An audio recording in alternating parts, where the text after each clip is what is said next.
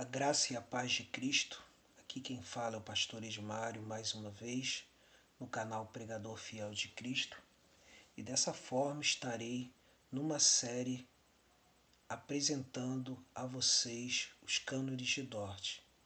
E esta leitura será uma leitura baseada na versão que consegui no site monergismo.com.br. Então estarei começando dessa forma.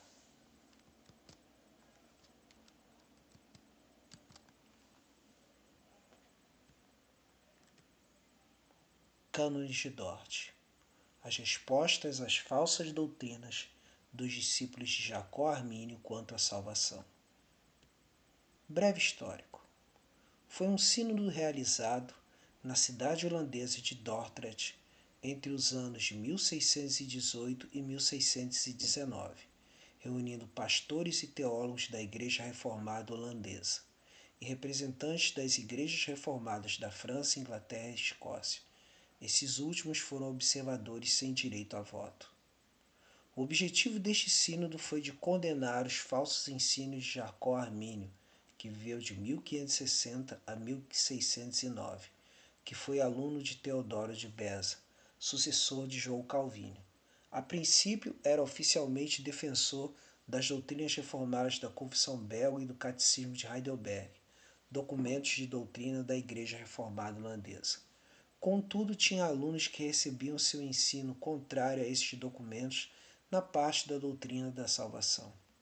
Esses alunos, depois de Armínio já morto, apresentaram a remonstrância, protesto, onde eram contrários à doutrina reformada da salvação, os 5 pontos do arminianismo, chamados de facts: livre-arbítrio, graça preveniente, freed by grace, expiação ilimitada ou universal, atonement for all, eleição condicional, conditional election, depravação total, total depravity, segurança em Cristo, perseverança condicional, security in Christ.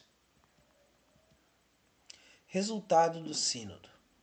Os arminianos foram condenados como hereges, retirados de seus cargos pastorais, de ensino e ainda exilados, porque este falso ensino era semelhante à heresia do pelagianismo, que diminuía os efeitos do pecado original de Adão e tornava a graça um mero instrumento para o esforço humano, e se aproximava do semi-pelagianismo católico. Essa condenação foi após os ministros arminianos várias vezes obstruírem as reuniões do sínodo, não se mostrando claros em seus ensinos. Por conta dessa aproximação do ensino católico, foram considerados traidores da Reforma e da própria Holanda, já que nessa época a Holanda estava em guerra com a Espanha católica. Assim, o sínodo afirmou os 5 pontos do calvinismo em homenagem a João Calvino contra o arminianismo, chamado de TULIP: depravação total, total depravity, eleição incondicional, unconditional election, expiação limitada, limited atonement, graça irresistível, irresistible grace, perseverança dos santos, perseverance of saints. Capítulo 1. A divina eleição e reprovação. 1. Todos os homens pecaram em Adão, estão debaixo da maldição de Deus e são condenados à morte eterna. Por isso Deus não teria feito injustiça a ninguém se ele tivesse resolvido deixar toda a raça humana no pecado e sob a maldição, e condená-la por causa do seu pecado, de acordo com estas palavras do apóstolo, para que se cale toda a boca e todo mundo seja culpável perante Deus, pois todos pecaram e carecem da glória de Deus, e o salário do pecado é a morte. Romanos 3, versículo 19, 23 e Romanos 6, versículo 23. 2. Mas nisto se manifestou o amor de Deus em nós, em haver Deus enviado seu Filho unigênito ao mundo, para que todo aquele que nele crê não pereça, mas tenha vida eterna. Primeira Epístola de João, capítulo 4, versículo 9. João 3, versículo 16. Para que os homens sejam conduzidos à fé, Deus envia em sua misericórdia mensageiros desta mensagem muito alegre a quem e quando Ele quer. Pelo ministério deles, os homens são chamados ao arrependimento e à fé no Cristo crucificado. Porque como crerão naquele de quem nada ouviram? Ou como ouvirão, se não há quem pregue? E como pregarão, se não forem enviados? Romanos 10, versículos 14 e 15. 4. A ira de Deus permanece sobre aqueles que não creem neste Evangelho, mas aqueles que o recebem e abraçam Jesus, o Salvador, com uma fé verdadeira e viva, são redimidos por ele da ira de Deus e da perdição, e presenteados com a vida eterna. João 3,36, Marcos 16, versículo 16. 5. Em Deus não está de forma alguma a causa ou culpa desta incredulidade. O homem tem a culpa dela, tal como de todos os demais pecados, mas a fé em Jesus Cristo e também a salvação por meio dele são dons gratuitos de Deus, como está escrito. Porque pela graça sois salvos, mediante a fé, isto não vem de vós, é dom de Deus. Efésios 2, versículo 8. Semelhantemente, porque vos foi concedido a graça de crer em Cristo. Filipenses 1, versículo 29. 6. Deus dá nesta vida a fé a alguns, não dá a fé a outros. Isto procede do eterno decreto de Deus, porque as Escrituras dizem que Ele faz estas coisas conhecidas desde séculos e que Ele faz todas as coisas conforme o conselho da sua vontade. Atos 15, versículo 18, Efésios 1, versículo 11. De acordo com este decreto, Ele graciosamente quebranta os corações dos eleitos, por duros que sejam, e os inclina a crer. Pelo mesmo decreto, entretanto, segundo seu justo juízo, ele deixa os não eleitos em sua própria maldade e dureza. E aqui especialmente nos é manifesta a profunda misericórdia e ao mesmo tempo justa distinção entre os homens que estão na mesma condição de perdição.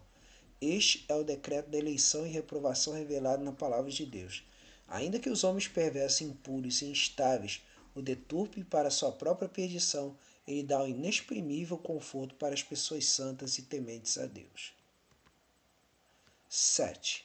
Esta eleição é o imutável propósito de Deus, pelo qual ele, antes da fundação do mundo, escolheu um número grande e definido das pessoas para a salvação, por graça pura.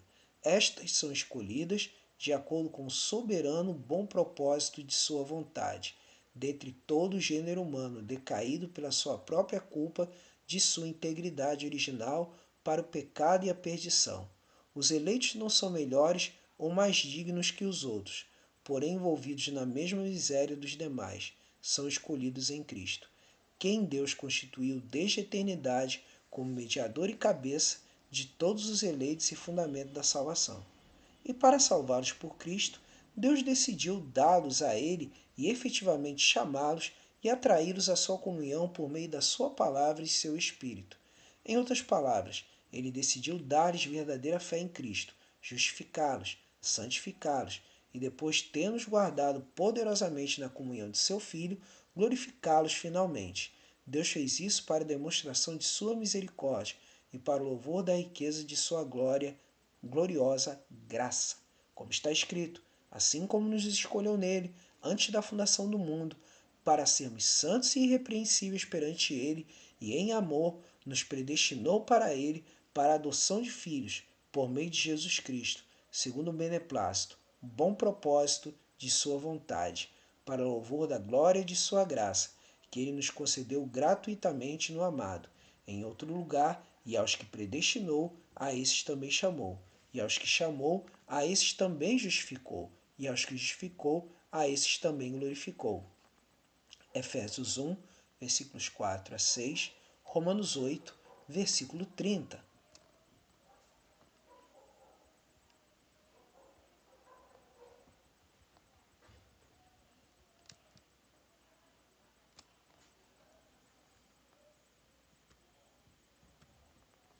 Esta eleição não é múltipla, mas ela é uma e a mesma de todos os que são salvos, tanto no Antigo Testamento quanto no Novo Testamento, pois a Escritura nos prega o único bom propósito e conselho da vontade de Deus, pelo qual ele nos escolheu desde a eternidade, tanto para a graça como para a glória, assim também para a salvação e para o caminho da salvação, o qual preparou para que andássemos nele. Efésios 1, versículos 4 e 5, Efésios 2, versículo 10.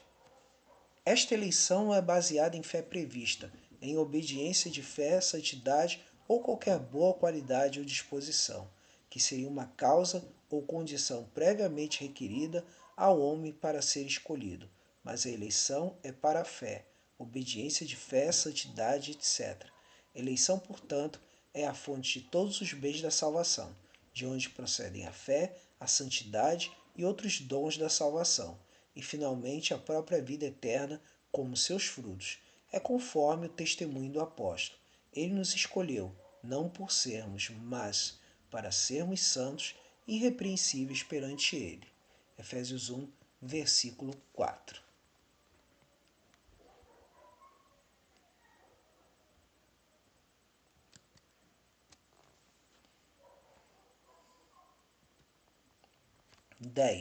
A causa desta eleição graciosa é somente o bom propósito de Deus. Este bom propósito não consiste no fato de que, dentre todas as condições possíveis, Deus tem escolhido certas qualidades ou ações dos homens como condição para a salvação. Mas este bom propósito consiste no fato de que Deus adotou certas pessoas dentre da multidão inteira de pecadores para ser a sua propriedade, como está escrito: ainda não eram gêmeos nascidos, nem tinham praticado bem ou mal. Já lhe fora dito a ela, Rebeca: o mais velho será servo do mais moço, como está escrito: amei a Jacó, porém me aborreci de Esaú. E creram todos os que haviam sido destinados para a vida eterna. Romanos 9, versículos 11 a 13, Atos 13, versículo 48. Como Deus é supremamente sábio, imutável, onisciente, todo-poderoso, assim sua eleição não pode ser cancelada e depois renovada, nem alterada, revogada ou anulada.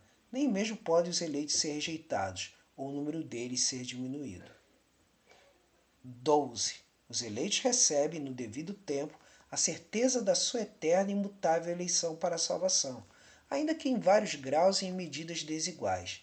Eles não a recebem quando curiosamente investigam os mistérios e profundezas de Deus, mas eles a recebem quando observam em si mesmo, com alegria espiritual e gozo santo, os infalíveis frutos da eleição indicados na palavra de Deus, tais como uma fé verdadeira em Cristo, o temor filial para com Deus, tristeza com seus pecados segundo a vontade de Deus e fome e sede de justiça.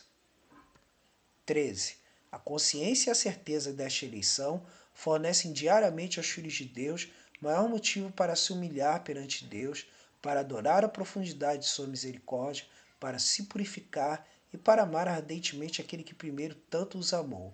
Contudo, absolutamente não é verdade que esta doutrina da eleição e a reflexão na mesma os façam relaxar na observação dos mandamentos de Deus ou rendam segurança falsa. No justo julgamento de Deus, isto ocorre frequentemente àqueles que se vangloriam levianamente da graça da eleição, ou facilmente falam acerca disto, mas recusam andar nos caminhos dos eleitos.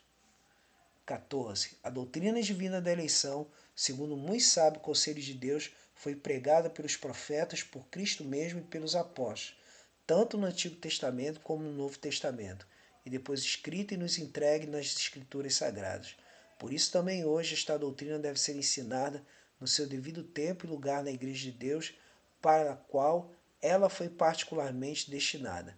Ela deve ser ensinada com espírito de discrição, de modo reverente e santo, sem curiosa investigação dos caminhos do Altíssimo, para a glória do santo nome de Deus e consolação vivificante do seu povo. 15. A Escritura Sagrada mostra e recomenda a nós esta graça eterna e merecida sobre nossa eleição, especialmente quando, além disso, testifica que nem todos os homens são eleitos, mas que alguns não são, ou seja, são passados na eleição eterna de Deus, de acordo com seu soberano, justo, irrepreensível e imutável bom propósito. Deus decidiu deixá-los na miséria comum em que se lançaram por sua própria culpa, não lhes concedendo a fé salvadora e a graça de conversão. Para mostrar sua justiça, decidiu deixá-los em seus próprios caminhos e debaixo de seu justo julgamento, e finalmente condená-los e puni-los eternamente, não apenas por causa de sua incredulidade, mas também por todos os seus pecados para mostrar sua justiça. Este é o decreto da reprovação, qual não torna Deus o autor do pecado. Tal pensamento é blasfêmia, mas o declaro temível, irrepreensível, justo juiz e vingador do pecado. 16. Há pessoas que não sentem fortemente a fé viva em Cristo, nem confiança firme no coração, nem boa consciência, nem zelo pela obediência filial e pela glorificação de Deus por meio de Cristo. Apesar disso, elas usam os meios pelos quais Deus prometeu operar tais coisas em nós. Elas não devem se desanimar quando a reprovação for mencionada, nem contar a si mesmos entre os reprovados. Pelo contrário, devem continuar diligentemente no uso destes meios, desejando ferventemente dias de graça mais abundantes e esperando com reverência e humildade.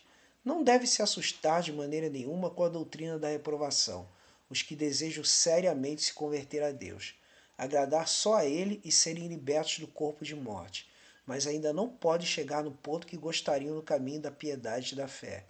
O Deus misericordioso prometeu não apagar a torcida que fumega, nem esmagar a cana quebrada, mas esta doutrina é certamente assustadora para os que não contam com Deus e o Salvador Jesus Cristo e se entregam completamente às preocupações do mundo e aos desejos da carne, enquanto não se converterem seriamente a Deus. Devemos julgar, 17, a respeito da vontade de Deus, com base na sua palavra. Ela testifica que os filhos de crentes são santos, não por natureza, mas em virtude da aliança da graça, na qual estão incluídos com seus pais.